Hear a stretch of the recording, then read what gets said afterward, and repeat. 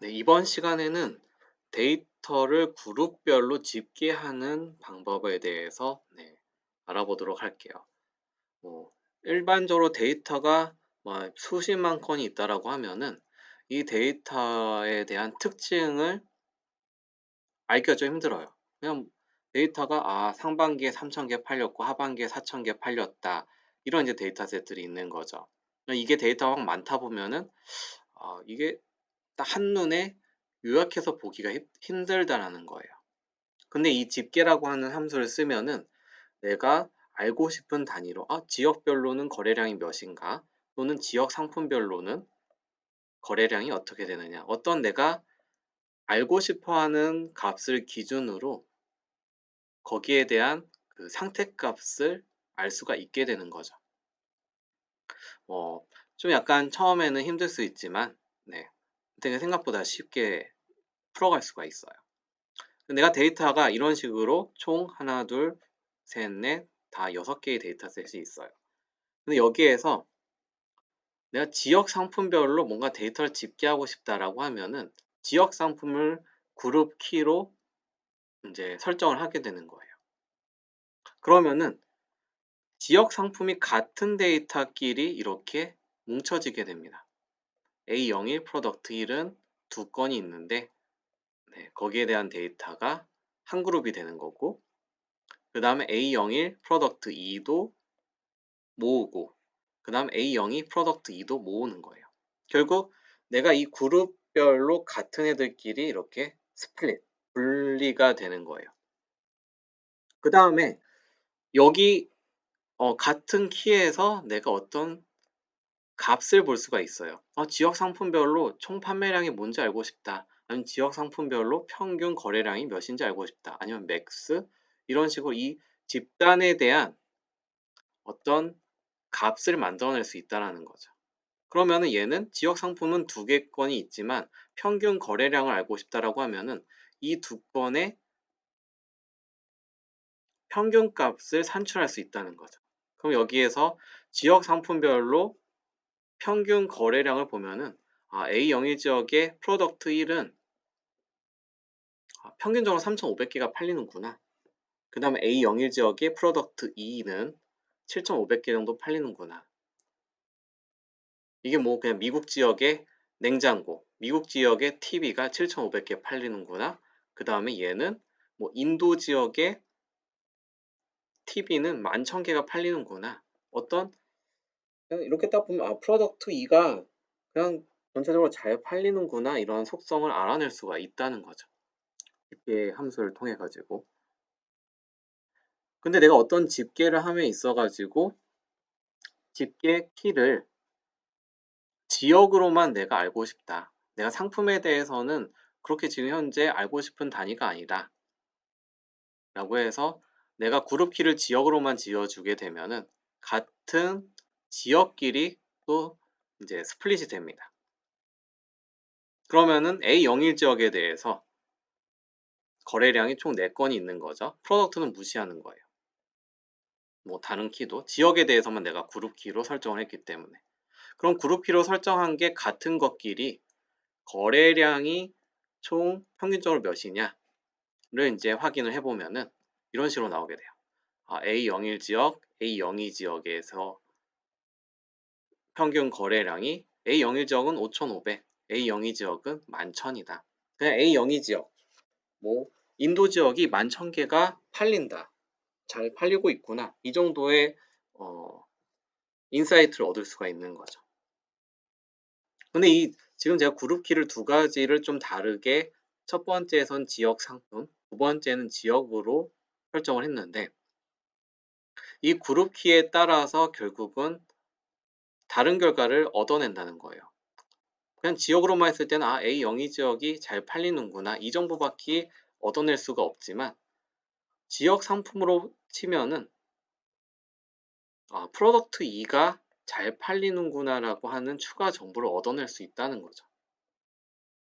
그래서 뭔가 데이터에서 이 그룹 바이 함수를 쓰게 되면은 조금 더 세밀하게 데이터에 이제 조금 더 접근하고, 그 다음에 프로덕트 이가 잘 팔리는 이유가 뭐지? 이런 식으로 해서 뭔가 인사이트를 얻어갈 수가 있다라는 거예요.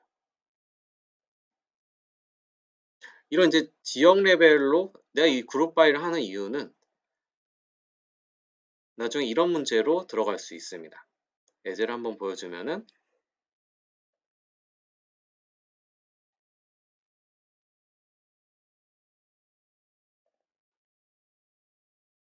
PPT를 하나 추가로 열어서 이제 설명을 해드리도록 할게요. 이런 문제가 생길 수 있다라는 거죠. 내가 그냥 집계 자체를 미국 지역에 내가 예측값을 만들어내고 있어요.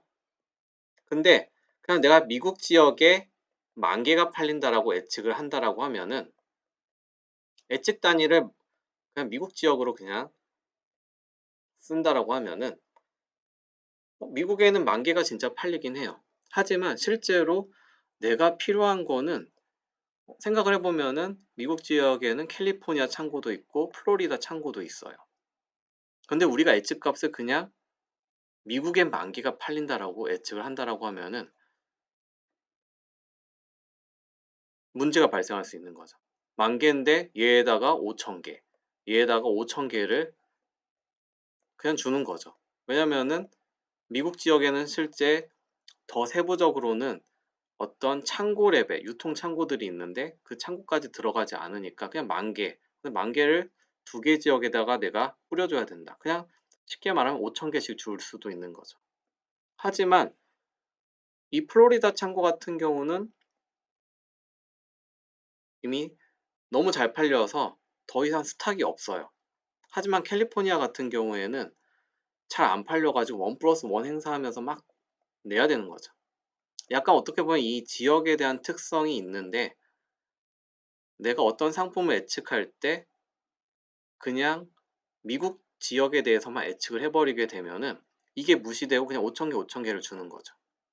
하지만 조금 더 세분화해서 예측을 해서 캘리포니아에는 잘 안 팔리니까 2,000개, 그 다음에 플로리다에는 8,000개 이렇게 예측값을 주게 되면은 훨씬 더 효율적으로 예측을 할 수 있다는 거죠. 그래서 어떻게 보면 이게 지금 뭐 그룹 키에 대해서 잠깐 설명을 했는데 내가 그룹 레벨을 어떻게 나눠 가지고 내가 데이터를 분석하느냐에 따라 가지고 전혀 다른 결과를 뽑아낼 수 있다는 거예요. 그냥 지역 상품 또는 지역 레벨로 어떤 인사이트를 찾는다라고 하면 일단 한번 실습을 통해 가지고 이 그룹 바이가 어떻게 흘러가는지를 먼저 알아보도록 할게요. 그러면 이 파이썬 같은 경우는 데이터 프레임명에서 그룹 바이 내가 집계를 하겠다. 근데 집계 컬럼에 대해서 바이 파라미터에다가 내세우면 돼요. 그 다음에 내가 집계는 이 그룹 키로 설정을 하는데 이 그룹 키에 대한 어떤 값을 이라는 게 이제 필요한 거죠. 우리가 이제 고객 데이터라고 하면은 EMI별로 내가 집계를 하는데 EMI별로 1, 2, 3이 있어요. 무이자 할부, 이용 건수에 대해서 1, 2, 3. 근데 무이자 할부를 한 번 쓴 사람들에 대한 평균 구매 가격을 볼 수 있는 거죠. 그러면 이제 그게 결국 구매 가격에 내가 평균을 구하고 싶다라고 하면은 에버리지 프라이스가 여기에 들어가는 거예요. 그룹 키 컬럼은 EMI가 되는 거고 거기에서 내가 평균 구매 가격 에버리지 프라이스의 평균이 몇인지를 또 구할 수도 있는 거고 여기에서 평균 구매 가격의 최소값 또는 최대값도 다 구할 수가 있게 되는 거죠. 한번 실습을 해보면은 지금 커스터머 데이터라고 하는 게 있습니다.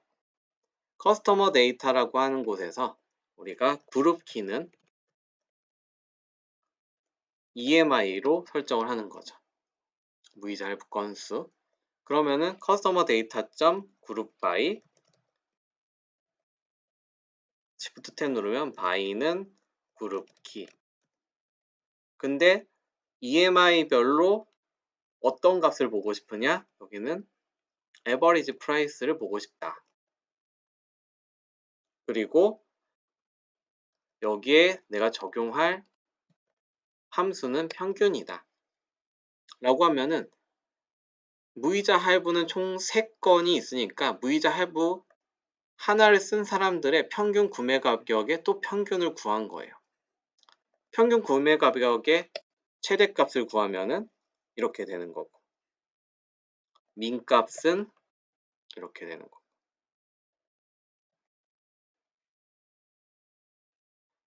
그러면은 무이자 할부를 많이 쓰면 많이 쓸수록 돈을 더 소비를 더 많이 하는구나 라고 하는 거를 좀 알아낼 수가 있는 거죠. 뭐 평균만 봐도 무이자 할부 건수가 늘어날수록 사용 비용 자체가 늘어나고 있는 거죠. 뭔가 어떻게 보면은 그냥 좀 더 편하게 돈을 쓰게 되는 어떤 패턴이 있다. 이런 거를 알아낼 수 있는 거죠.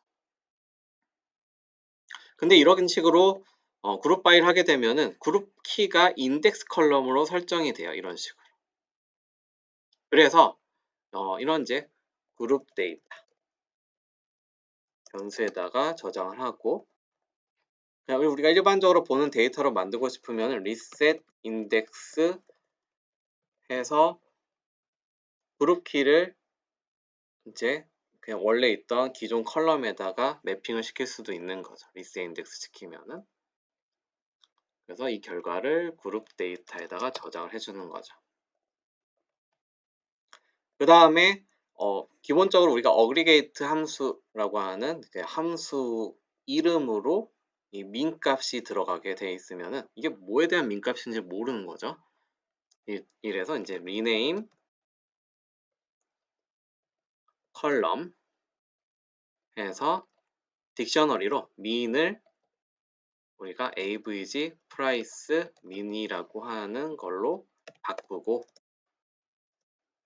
in place 그룹 데이터에다가 바로 반영을 해라. in place는 true로 해주면은 그룹 데이터는 이제 무이자 할부 건수별로 평균 구매 가격의 평균이 이렇게 되는구나를 알 수 있는 거죠. 평균 구매 가격이 이제 어떻게 보면은 좀 헷갈릴 수 있으니까 여기다가 맥스 쓰고 에버리지 프라이스의 맥스 쓰면은 맥스 무이자 할부 건수별로 최대 평균 구매 가격을 또 알 수도 있는 거고요. 어떤 데이터에 대해서 파악을 하기 위해서는 이런 식으로 그룹 바이를 쓰면 훨씬 더 효과적으로 집계를 할 수 있습니다. 데이터가 집계를 하게 되면은 원래 기존에 가지고 있던 데이터가 확 줄어들게 돼요. 아까 커스터머 데이터를 보면은 보통 데이터 프레임에서 점 쉐입을 치면은 150개의 행에 6개의 컬럼이 있다. 이런 이제 데이터의 전체 구조, 형태를 보여주게 되는데 EMI 건수별로 그룹핑을 하면은 EMI가 실제 3건밖에 없으니까 데이터가 3개의 행으로 그냥 줄어들게 되는 거죠. 왜냐면은 EMI는 총 나중에 뭐 로케이션으로 조회를 해보면 알겠지만 EMI가 한 건인 게 뭐 150건 중에 30개가 있고 얘가 20개가 있고 얘가 100개가 있었다라고 하면은 이 30개에 대한 데이터 셋 중에서 최대값만 여기다 보여주는 거고 20개에 대한 최대값만 그 다음 100개에 대한 최대값만 만약에 평균을 쓰면 이 30개에 대한 평균값을 쓰게 되는 거죠. 그래서 결국 이 그룹 키에 대한 그 개수만 최종적으로 나오게 되는 거예요. 이렇게 함으로써 데이터가 아무리 많아도 그룹 바이를 하면은 이 데이터의 특성을 빠르게 이제 찾아내는데 도움이 됩니다. 여기까지가 이제 그룹 바이 개념이 되는 거고요. 그룹 바이에 대한 이제 집계 함수 쓸 수 있는 것도 민, 맥스, 표준 편차, 분산 등등 여러 가지가 있는 거죠. 여기 이제 그룹별로 여기서 제공하는 함수도 쓸 수 있지만 나중에는 이 그룹 함수도 저희가 디자인하는 방법도 배우게 됩니다. 일단 여기까지가 기본적인 그룹 바이 내용이니까 그룹 바이는 집계한다. 그리고 그룹 바이를 파이썬에서는 어떻게 구현하는지까지만 정확하게 인지를 하면 되겠습니다. 네, 감사합니다.